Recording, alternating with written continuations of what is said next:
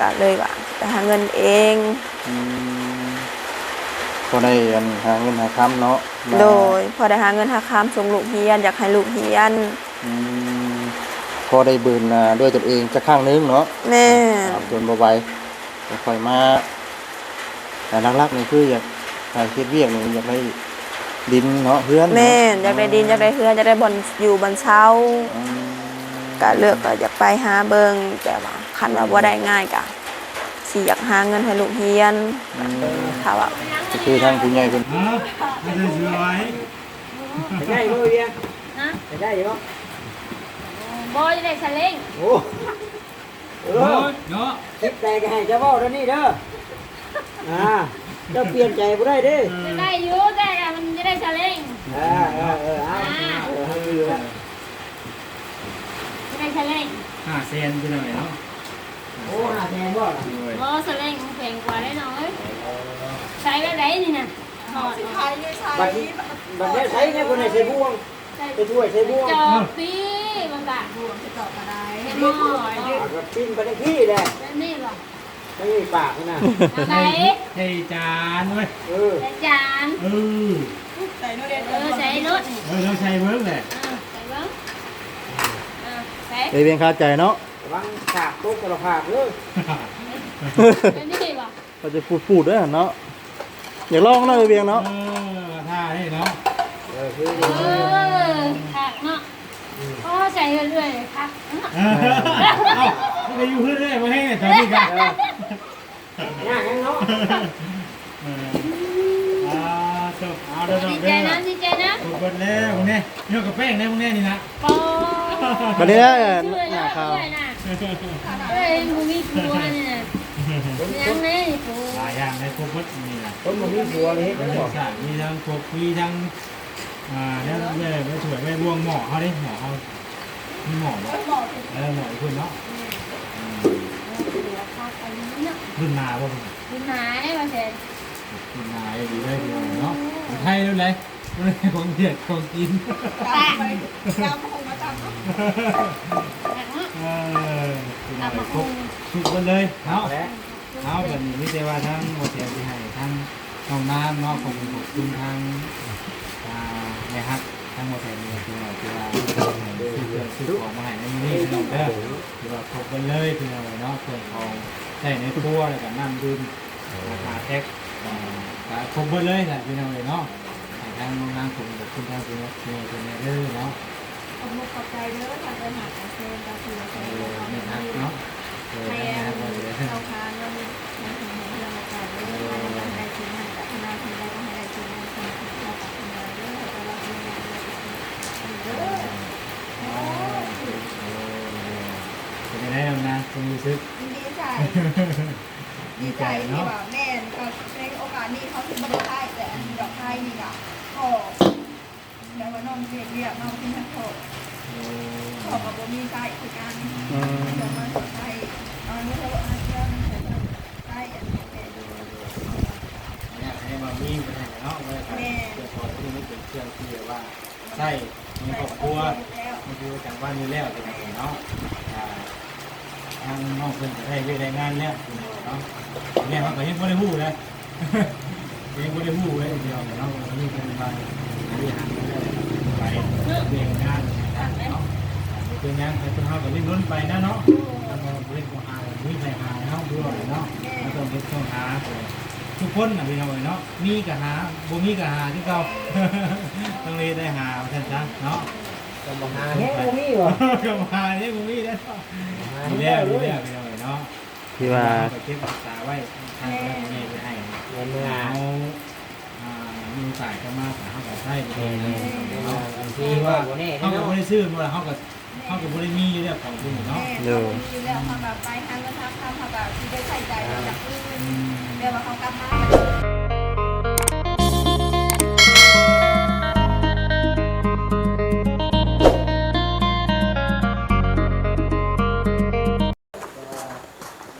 พี่น้องเนาะกราบทักทายสบายดีเด้อสบายดีและสวัสดีพ่อแม่พี่น้อง FC กันเบ้อสุขสุคนเด้อพี่น้องเด้อเนาะหรือว่าสิอยู่ในและกระต่างประเทศพี่น้องเนาะก็ยินดีต้อนรับท่านกับสู่ช่องบ่าวซาดี ชาแนลอีกแล้วพี่น้องเนาะพอๆกันคือเก่าเนาะพี่น้องเอ้ยเนาะเอาพี่น้องเอ้ยเนาะมื้อนี้ก็ตอนนี้ก็อยู่ที่นำบรรทัดซานดินดอนตะญาของเวียงคือเก่าพี่น้องเนาะมื้อนี้ก็ตั้งนางหรือว่า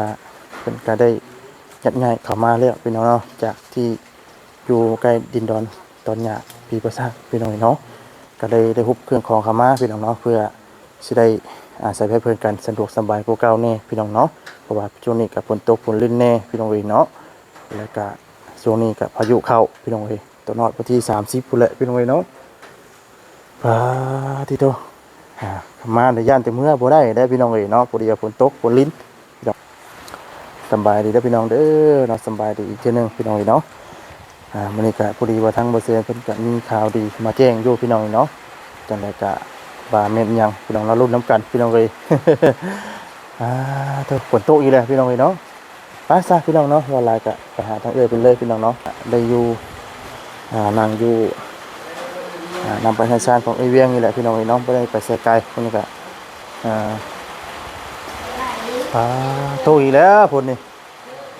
นี่มากัน6 คนพี่น้องไอ้เนาะผมบอกเผยเพิ่นบ่ได้มานำวันนี้เนาะเพราะว่าฝนตกประชันมาแต่ในแต่หน้าบ่ได้เนาะ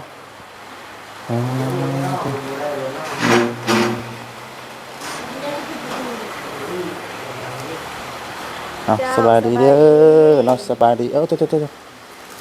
สบายดีทางเอ้ยนางพี่น้องเนาะพี่น้องเอ้ยพี่น้องเนาะวันนี้ก็มาแสดงความยินดีนำบัตรที่นี่พี่น้องเนาะได้รับข่าวดีมาเลยวันนี้บ่แสนจะชุดใหญ่อีกแล้วพี่น้องเนาะมีอย่างแน่นี่มีน้ำหาแพ็กมีอันไผ่ดอกไผ่สุราเซลล์แล้วก็นมหาอัน3 แพ็กแล้วก็ขนมแบบประเภทเครื่องไส้แพบสบู่ยาสระผมแป้งหม้อโคกสากหวดหม้อถ้วยบวงครบเครื่องใส่ในครัวเนาะแม่นเป็นนี่ได้เนาะอันง่ายเข้ามาแล้วนอนรับฝันดีอยู่บ่บัดนี้จ้าโอเคอยู่เพราะว่าที่ผ่านมาก็คือได้นอนอยู่เนาะ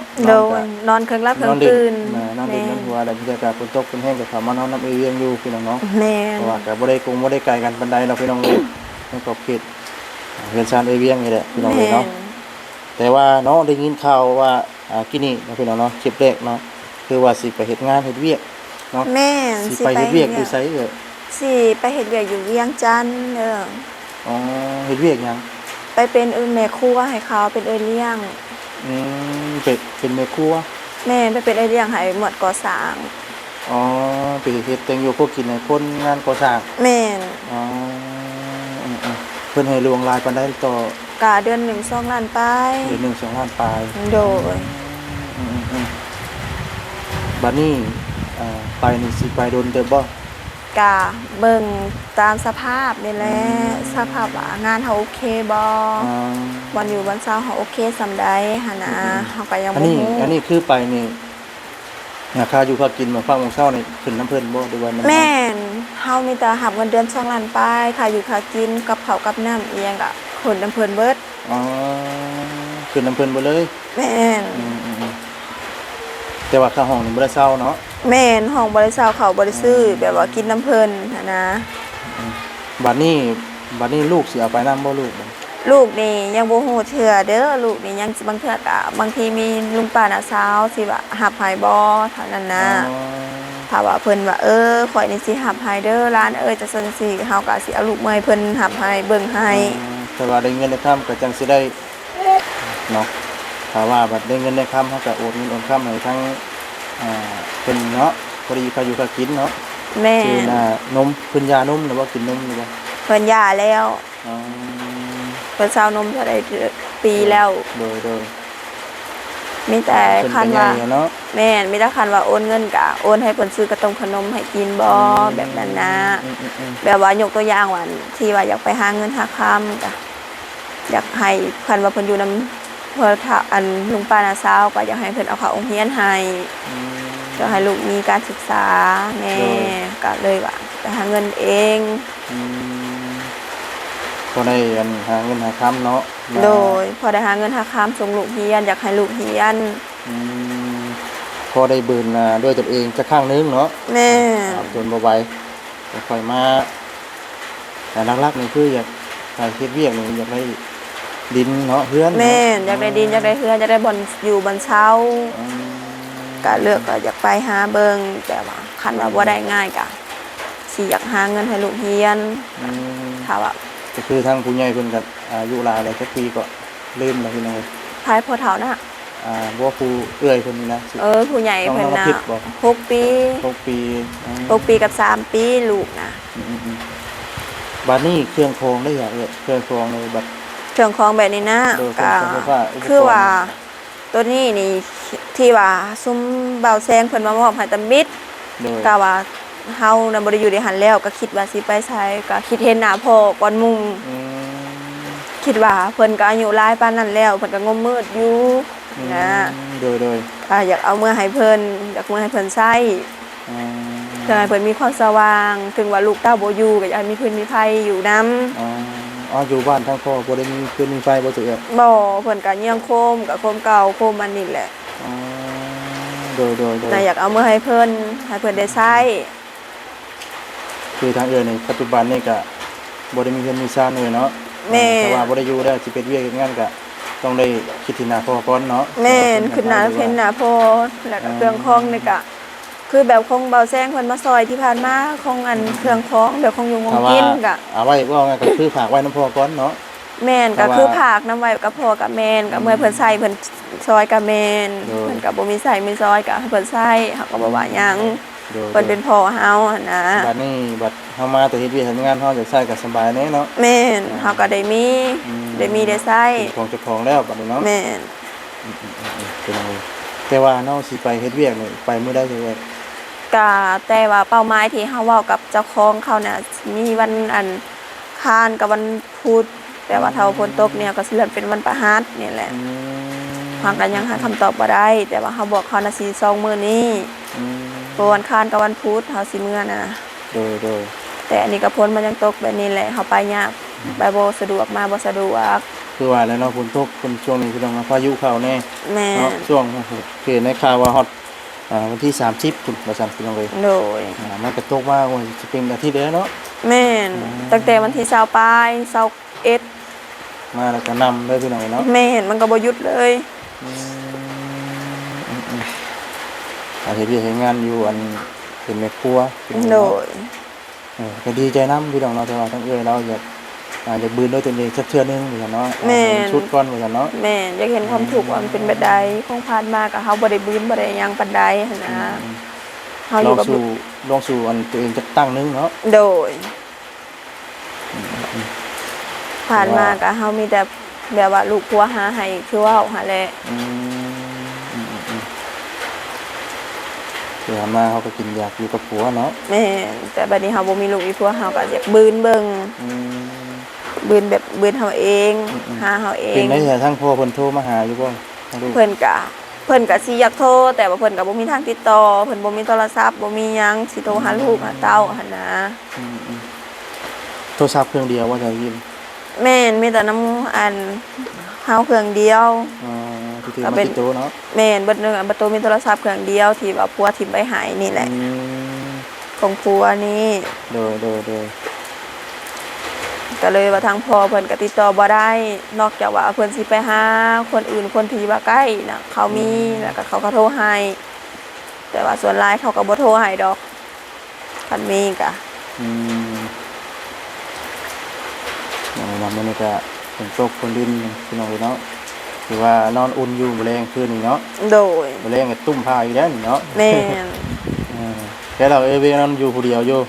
ทีแรกนอนหลายผู้หลายคนจะง่วนบัดนี้ แม่น พี่น้องเนาะคือว่าเพิ่นใส่เพิ่นปัวตะกี้ก็คิดว่าสิอยู่หั่นเนาะ โด เพิ่ ย นก็ตอบก็ได้ผู้ใหญ่เพิ่นก็ได้ซื้อไฟโซล่าร์เซลล์มาพี่น้องเนาะแล้วก็มีหลายอย่างในแนวอยู่พี่น้องเนาะนมเนยน้ำในมีครบอยู่พี่น้องเอ้ยแต่ว่าบัดนี้ทางเอ้ยเพิ่นว่าสิไปเฮ็ดงานบัดนี้เนาะ โดย เอาดีใจนำเอ้ยเราพี่น้องเนาะเราตัดสินใจแล้วพี่น้องเนาะ โดย เราก็ดีอกดีใจนำเราพี่น้องเลยแต่ว่าบัตรมาเฮือนบัตรมานั่นก็มาอยู่แถวไหนเอ่ยบ้านนี่เพื่อนเอ่ย กา บ้านพ่อเอ่ยอยู่ชั้นข้างไหน บ้านพอนะ โดย คนเซโน อืม พอนะเรากันขึ้นกับเซโน แต่ว่าเราก็บ่ได้อยู่ตัวเมืองเราก็อยู่บ้านเขตนอกคือกันหั้นนะอยู่ทุ่งไร่ทุ่งนาคือเว้าหั่นแหละคือเว้าในคลิปผ่านมา โดยโดย เพิ่นก็บ่ได้อยู่ในกลางบ้านกลางบ่อดอกอยู่ในทุ่งนา อืม แต่ว่าถ้าว่ามื้อใดเฮากบเหล้าเต่าขึ้นมาก็บ่อนลงแท้ก็คือเพื่อนพอพุ่นแหละเถียงนาพอถึงว่ามันสิน้อยหรือว่ามันสิเก่า โดยโดย ก็เป็นที่พักพิงของเฮาอยู่แล้วหั้นนะ เพราะว่าไปลองเฮ็ดเวียกจะตั้งนึงก่อนแบบนั้นเนาะ แม่น พี่น้องทางเราเอ่ยเราก็ตัดสินใจแล้วบ้านนี้ไม่ใช่ผู้เอ่ยมันไปใช้ใช่ผู้หนึงนะ นอนอยู่ ำเพชร ใน นะ เรานอนอยู่ใน อ๋อ มีแต่ผู้น้องเรียกแอบ ให้เพิ่นก็ไข้แน่แล้วเนาะ โดย มาแม่เพิ่นกินยาแล้วเว้ย ก็กินมื้อนั้นตั้งแต่มื้อซุมเจ้ามาก็ออกไปซื้อยาให้กลางคืนเลย โดยพี่น้องเอ้ย เอายาให้เพิ่นกินเอายาเอาหืดนั่นแหละ อืม ก็เพิ่นก็บ่ถึงขั้นว่าสิหายขาดก็ยังไอเป็นระยะหั่นแหละบ่แม่นว่าสิหายไอตลอดเพิ่นก็ไอ เคยเพื่อไปหากวดหรือว่าไปกวดไปหยังบ่ อืมบ่เคยตั้งแต่มานี่มันบ่เคยคันว่าคือตะกี้ก็ว่าไปยาม คืออย่างน้องเว้าเลยทั้งนี้เทื่อนี้แบบเพราะว่าอากาศช่วงนี้เนี่ยมันอากาศเปลี่ยน แม่น อากาศเปลี่ยนเนี่ยคนเป็นหวัดเป็นไอหลายคนเด็กน้อยหรือว่าเด็กน้อยผู้ใหญ่คือกันพี่น้องเอ้ยเพราะว่าตอนนี้ก็ฝนตกฝนลิ้นแน่ช่วงนี้เนาะ แม่น อืม มันฝนตกคนลิ้นเฮาก็บ่คิดว่าลูกเฮาสิเป็นอันอื่นดอก มันไข้ปกติไข้หวัดไข้อายเด็กน้อยมีทัซื้อยามาให้กินเอาหั่นนะ อืม ก็เลยว่าไปซื้อยาไปก็ถ้าให้แพทย์เขาวางให้เขาก็มาให้ป้อนเพิ่น อืม ก็แบบนั้นถ้าว่าให้ อัน ไป นี้คือ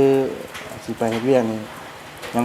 บ่ฮู้ว่าสิไปจักเดือนเลยเนาะ แม่นยังให้กำหนดบ่ได้เด้อตอนนี้นะว่าสิไปแบบใดจักเดือนนะ โดย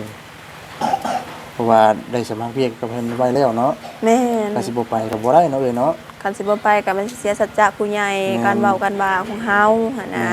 พี่น้องเอ้ยเพราะว่าเฮาได้เว้าได้จากับผู้รักผู้ใหญ่เพิ่นแล้วเนาะว่าสมัครเวียกไว้แล้วพี่น้องเอ้ยต้องได้ไปเนาะ แม่น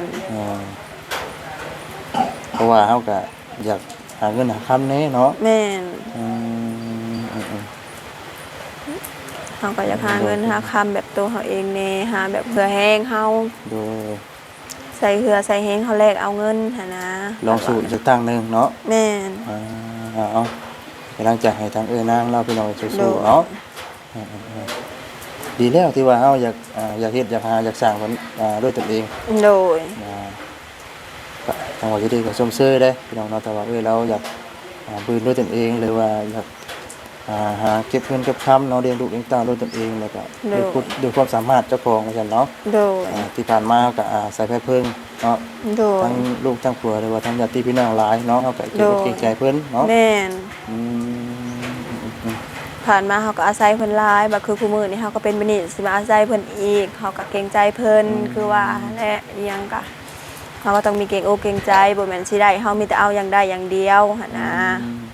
เพราะว่าเฮาก็พอดีแล้วเฮาก็หาเงินหาคำได้ครับบางทีเฮาอยากตอบบุญแทนคุณเพิ่นเนาะเฮาก็ได้โอ้เงินทำมาให้เพิ่นใช้นำแบบนี้เนาะ แม่น อืม เฮาก็อยากตอบแทนบุญกุบุญคุณเพิ่นนะมีเงินมีคำเฮาก็ให้เพิ่นใช้เฮาก็ใช้ได้ แต่ว่าถ้าเฮาบ่อยากซอกอยากหาเฮาก็สิบ่มีให้เพิ่นแล้วก็บ่ได้ตอบแทนบุญคุณเพิ่นก็เกรงใจเพิ่นหั่นนะ ตัวพี่น้องเนาะฝนก็ตกยันเมื่อบ่ได้อยู่เด้อนี่พี่น้องจักสิจังใดเนาะน้ำท่วมห้องท่วมหยังระยะปานนี้ฝนคือตกเลยอยู่เนาะถือว่ามื้อนี้ก็ถือว่าบ่มีหยังหลายพี่น้องมื้อนี้ก็เข้ามาอัปเดตหรือว่าถ่ายทำเนาะเฮือนตอนอยู่น้ำเอ้ยเวียงพี่น้องมื้อนี้ก็ได้เนาะ โดย ความคิดความเห็น FC เพิ่นก็ยินดีนํเรื่องเนาะว่าง่ายเข้ามาอยู่นํกันนี่แหละว่าซั่นพี่น้องเนาะเพิ่นก็ได้คอมเมนต์มาบอกอยู่ง่ายเข้ามาอยู่น้ำเอ้ยเวียงนั่นแหละว่าซั่นเนาะ โดย จังได๋เฮาก็ได้กินอยู่กินยาหรือว่าอาศัยไปเพิ่งทางเพิ่นอยู่แล้วเนาะ โดย บ่ต้อง บ่ต้องเกรงใจก็ได้ว่าซั่นเนาะทางทีมงานก็ได้เกลี้ยกล่อมมาถามทั้งเอ้นางพี่น้องเนาะ ตอนแรกแล้วคือว่าเนาะเฮาเฉพาะเฮามานี่ก็อาจจะก็เพิ่งนี่ก็เกรงใจคือว่าเนาะ แม่ มาแบบปุ๊บปั๊บเลยเนาะมาแบบบ่ได้บอกเพิ่นเลย เฮามาปึ๊บปั๊บเฮามาเฮาก็ต้องการแบบนั้นเฮากับโดยว่ามาแล้วอยากอยู่เพื่อนเพิ่นเฮือนซ่านเพิ่นน่ะก็เกรงใจเพิ่น อืม ขนาดเฮามาอยู่ในขึ้นว่าซื้อบ้านเพิ่นเฮายังเกรงใจแล้วหั่นนะ อืม ก็เลยแบบไปขอไปอยู่แบบนั้นผ่านมาก็บัดนี้ก็คือซุม FC ซุมอ้ายซุมอันนี้เขามาถ่ายทำก็ว่าให้มาอยู่น้ำสาวเวียงขึ้นมาอยู่น้ำเพิ่นก็บ่อยากขึ้นก็ยังอยากเกรงใจเพิ่นอยู่แล้วก็บัดนี้พอดีประสบว่ามีคนติดต่อไปอยากมาเลยว่าค่อยรับเจ้าเลยเด้อก็เลยตัดสินใจว่าเพิ่นก็หลายทางก็ว่าให้ขึ้นให้มาแล้ว ก็เลยตัดสินใจขึ้นมาอยู่เฮือนสาวเวียงได้นอนคืนนึงคืนนี้นั่นแหละ อืม ก็เลยว่าเป็นแบบนี้นะ อืม ก็ ตอน ถ้า แรก ว่า น่ะคิดว่าที่ให้ทั้งนางพี่น้องเนาะมาอยู่นำเวียงซะก่อนเนาะมีดินมีดอนพี่น้องเนาะจันว่าทางผู้รักผู้ใหญ่คุณจะซอยเนาะ แม่น เพราะว่าตอนนี้ก็ท่านได้มีแต่พี่น้องเนาะแต่ว่าเวียงนางเพิ่นตัดสินใจแล้วก็ยินดีนํเพิ่นพี่น้องเนาะเพราะว่า โดย เพิ่นสิบืนด้วยตนเองบัดนี้ โดย เนาะ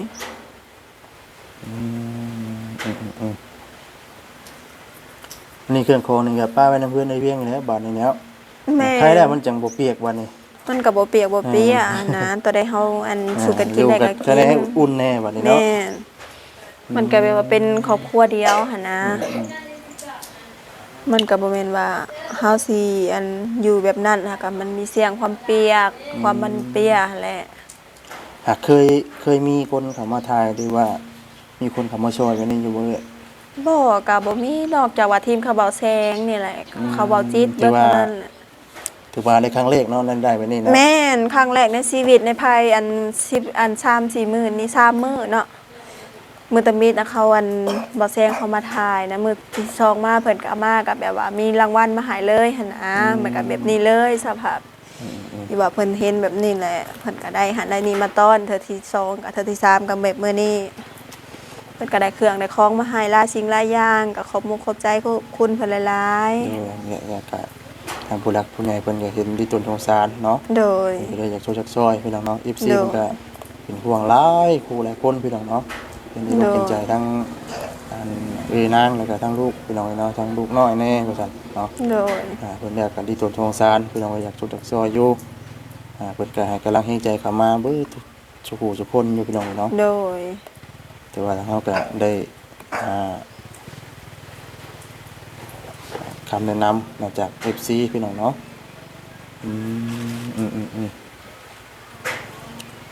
ตอนนี้ก็ผลคือแค่แน่แล้วบัดนี้เนาะ แม่นกะไข่ ตกไปนี่ตกเบิดบ่หยุดบ่หย่อนพี่น้องเลยแต่ว่ามือไปแท้ยังบ่ฮู้เนาะต้องฟังเบิ่งภาพคุณเนาะ แม่นแต่ว่าที่สุดที่เฮาเว้าตกลงกับเจ้าของที่บ่เฮ็ดงานก็มี2มื้อนั่นแหละแต่ว่าเฮาก็เบิ่งภาพเบิ่งผลถ้าว่ามันมื้ออื่นมันว่างเฮาก็บ่ได้ไปกับมื้อฮื้อเป็นมื้อฮื้อหั่นนะ ไปนี่จากขี่ไปจากคิวซิโนนี่บ่ แม่น คิ ไป วซิโนไปเวียงจันทน์บ่ ไปคิวเซโนนี่ฮอตคิวน่ะสิเมื่อหาบ่เฒ่าก่อนแล้วก็ตอนกลางคืน 7:00 นเฮาสิขึ้นรถเมื่อเวียง แบบว่ามือในมือเขาไปนะบริแบบบริพักเลยนะกลางเว้นเขาชิเมื่อเซโนกลางคืนเขาสิขึ้นรถเมื่อเวียงเลยอาศัยมันเมื่อแจ้งนะเมื่อเหตุงานเลยนะถ้าว่าเขาสิขึ้นเมื่อตอนค่ำผัดเมื่อพุ่นผัดมันค่ำเขาก็แบบว่าบ่สิ้นนะกลางเว้นเขาบ่ได้อยู่เมื่อไปก็สินอนปึบปับเลยก็คือยานแบบว่าเฮาไปเนาะเฮาออกไปมันมีคนเขามาหับเอาอยู่คิวอันนี้แบบวันนายจ้างเขาก็บ่ยานบ่ฮู้ทาง เบ็ดคือไปนี่เฮาบ่ได้มีญาติพี่น้องอยู่พุ่นบ่ แม่นบ่มีหาแบบว่าเฮาไปนำนายจ้างว่าง่ายๆก็นายจ้างติดต่อมาเขาสิมาหับเอาเฮาอยู่คิวจังซั่นจังซี่หั่นนะ ตามที่เฮาตกลงกันไว้เนาะหรือว่า แม่น ถามกันพี่น้องเนาะ แบบว่าเฮาตกลงกันเพิ่นว่าคันมื้อใดมาฮอดให้โทรหาติดต่อหาสิออกมาเอาอยู่คิวรถจังซั่นจังซี่หั่นนะถ้าว่าเฮาเมื่อตอนแรงก็เมื่อได้บัดเฮาฮอดพุ่นก็มันดึกมันดื่นถ้าเขามาเอาเฮาสิบ่ฮู้ทางไปทางมานั่น ห คือ มู่ผู้ก็บ่มีอยู่หั่นเนาะ แม่น ถือว่าโอเลียก็เทียมรีบเลยใช่เนาะอยู่พุ่นเนาะ แม่น ผู้เดียวไปว่างๆแล้วแหละคันไปพุ่นกับบ่ฮู้จักไผมีแต่ว่าหาไปมื้อหน้า คือว่าต้องเป็นยามมีต้องระวัดระวังแน่เนาะ แม่น เพราะว่าไปทางอื่นทางไกลแน่พี่น้องเอ้ย แม่นก็เลยเลือกขึ้นรถกลางคืนอาศัยให้มันแจ้งหั่นนะ โดย ถ้าขึ้นกลางคืนอยู่บ้านเฮาต่างได้กับฮอดบ้านเพิ่นนะ ขึ้นจากนี้ไปนี่แจ้งอยู่พุ่นเลยเนาะแม่นบ่ หากคันเฮาขึ้นอยู่พี่7:30นกลางคืนนะเฮาฮอดเวียงนะพอดี5:00 นเช้าก็พอดีสว่างหั่นนะ เพราะว่าบ่ได้ไปเวียงหลายปีแล้วพี่น้องเนาะ10กว่าปีแล้ว แม่ ตั้งแต่เฮ็ดวัดตะกี้พุ่นเนาะพี่น้องเนาะสิบัดไปอยู่ไทยพุ่นแหละพี่น้องเอ้ยทางก็ได้เนาะแต่ว่าตอนนั้นก็บ่ได้ไปเลย หืม อายฮอกได้เนาะอากาศเปลี่ยนเด้ แม่นอากาศมันปีนจักหน่อยร้อนจักหน่อยแดดแบบนี้แหละฝนตกโหยแล้วก็มีลมเย็นวอยมา โดย มันก็ไออย่าเอื้อยแล้วก็น้องไอ อืม เปลี่ยนกันไอ เอาจังไดก็มีแต่บ่สิได้ก็สิได้ขอจบคลิปซะก่อนพี่น้องเนาะดีอกดีใจนำเอ้ยนางเราพี่น้องพี่น้องที่ได้รับข่าวดีเข้ามาอย่างล้นหลามพี่น้องพี่น้องแต่ว่าทางเอ้ยเราก็ตัดสินใจอย่างเด็ดขาดแล้วว่าสิไปเฮ็ดเวียกเฮ็ดงานพี่น้องเนาะเพราะว่าสิเบิ่นอีกจะข้างหนึงว่าซั่นเนาะสิลองเบิ่นด้วยเพื่อได้แห่งเจ้าของเนาะ โดย ว่าสิรอดหรือบ่รอดก็จังว่ากันใหม่เนาะเอ้ยเนาะ โดย จังได๋ก็ฝากเป็นกำลังใจให้ทั้งเอ้ยนางเด้อพี่น้องเด้อ โด เนาะ ยขอบมือขอบใจหลาย โดยเนาะไปบ่หลายก็ให้อยู่ในงานเนาะสบาย ๆ ดี เจ้า เด้อ สบายดี เนาะสบายดีเอาสักพี่น้องเนาะทั้งวัสดีก็สิได้ขอจบคลิปซะก่อนนะพี่น้องเด้อเนาะผิดพลาดประการใดนะขอโทษขออภัยตามผมพี่น้อง14เบิดสุคนพี่น้องเนาะ